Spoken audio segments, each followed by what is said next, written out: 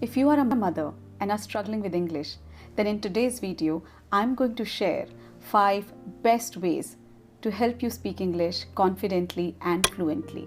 Stay tuned. So the first and the most important pointer as a mother for you would be to have a pen and paper and start writing the commonly used phrases that you use in your day-to-day life. As mothers, there are only 20 or 30 phrases that we use every day over and over again. It could be, do you need more rotis? Pick up your plates and keep them in the sink. What do you want for dinner? Look, who's at the door? Pick up the dishes. Yes, I'm listening to you. How was your day in the school? First you finish your homework and then you can watch TV. No, you can't go out at this hour. Switch off the fan, it's too cold. Switch off the light. So these are the most common phrases that we use in our day-to-day life with our children. If you use them every single day instead of saying all these things in Hindi, just within a period of 7 to 10 days, they would be a part of your vocabulary, which means they would come by default to you. You would not have to think before saying those words and those phrases. This would give you enough boost and motivation and confidence to get started and move on to the second pointer. When people say in order to speak good English, you need to start thinking in English. I know it's a good advice, but how many of us can really think in English? And how to think in English if I don't even know how to form a right sentence, if I don't even know the correct words, sentence construction, how would I start thinking in English? For that, we need to have a lot of exposure. We need to have enough vocabulary. We need to have enough words in our bank, the word bank, enough sentences so that we can get to that level. But before we go there, and that's the second part, the first part is to have a good muscle memory. Our muscles have memory. So when I say something, the next time it gets easier for me to say the same word. So when I say anything for the first time, it's the most difficult. It could be a sentence, a word, a phrase, or anything else, or a dialogue for that matter. But when I repeat it, it becomes easier.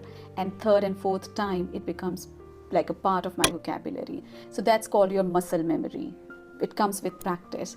So what you need to do for that is take any stanza, take any paragraph.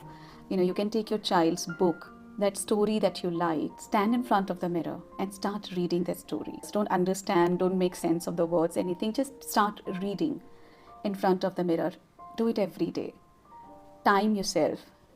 If first time you're taking 2 minutes, then make sure next time you take a little lesser than 2 minutes. Reread and then speed read. Read it quickly and fast so that your mouth muscles get used to it. Take different stories every day. Take different paragraphs every day. And the best part, mirrors don't judge. So just close the door, do it every day for 15 minutes and get started with it. So that's our second pointer. The third pointer is to create an environment of English. जिन लोगों को ये लगता है कि हम सिर्फ reading करके रोज़ एक नया वर्ड सीख के, रोज़ एक नया फ्रेज सीख के हम इंग्लिश सीख सकते हैं, तो ये सही नहीं है. इंग्लिश सीखने का मतलब है you need to have enough words, you need to be able to practice, you need to know how the words are used in different contexts. आपको एक वर्ड आता है पर आपको यही नहीं पता कि उस वर्ड को इफेक्टिवली हम स्पोकन इंग्लिश में कितनी जगह पे कैसे यूज़ कर सकते हैं. So what's the point of using and knowing that word? Which is why you need to create an environment of English in your house for yourself or for your children. So start watching English shows. और अगर आप सिर्फ start कर रहे हैं, then I would strongly recommend get on to the interviews.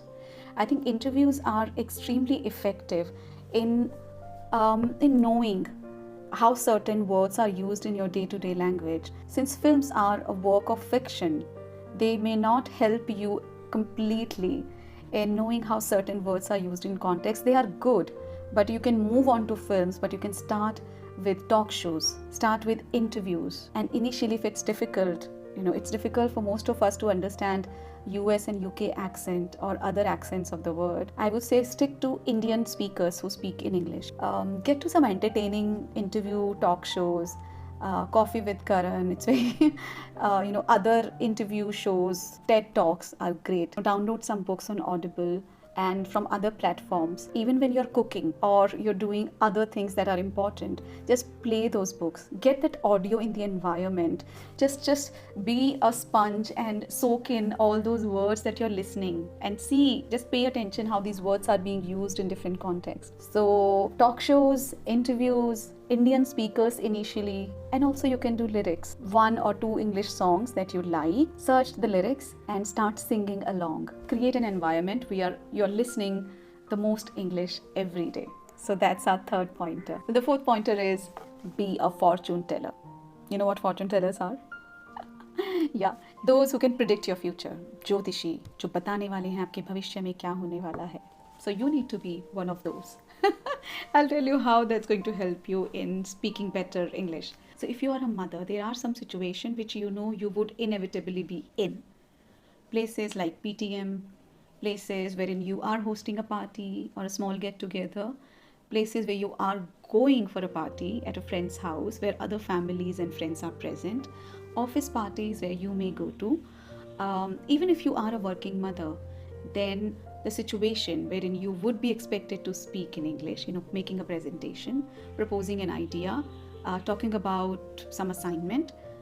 These are some of the common places where you are expected to speak in English. What I would suggest is to, from today on, think about 5 or 6 of such scenarios wherein you are expected to talk. And once you create those scenarios, start preparing yourself.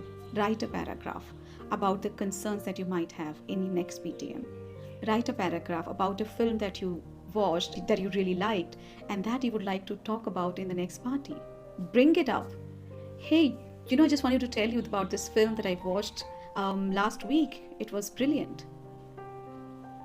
Bring up those topics. Start talking about it.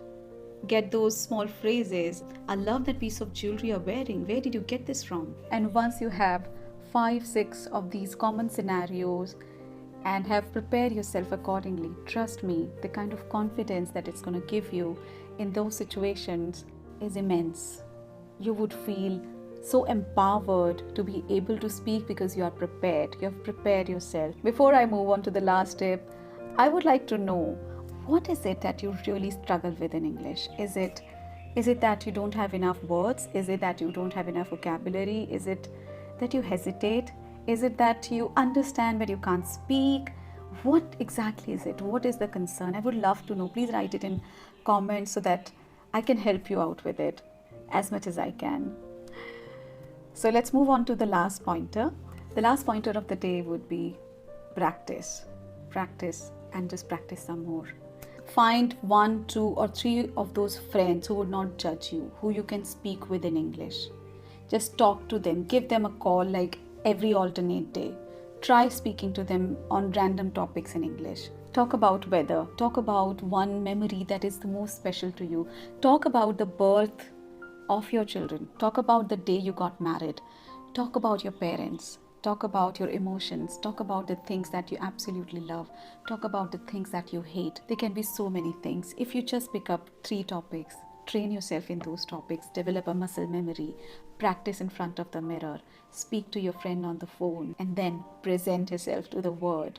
You are already way ahead of many who are not even trying. So now is the time for our bonus tip. So today's bonus tip is, remember in the first pointer how I told you the 50 phrases that you can use with your children and how you need to write those? Well, thank you for sticking with me till now, because now you have a bonus tip. I'm going to share with you 30 most commonly used phrases as a mother that we use every day around our house, and you can add 20 according to your own house situation, and you will have a complete list of 50 phrases which you can use for the next month or so, and can keep adding more phrases in this. Well, I sincerely hope that you would like the video, and if you did, you can write a comment if you want me to make more such videos on English. That's it from me this week. Thank you so much for joining in. Have a great day and a great week ahead. Take care. Bye-bye.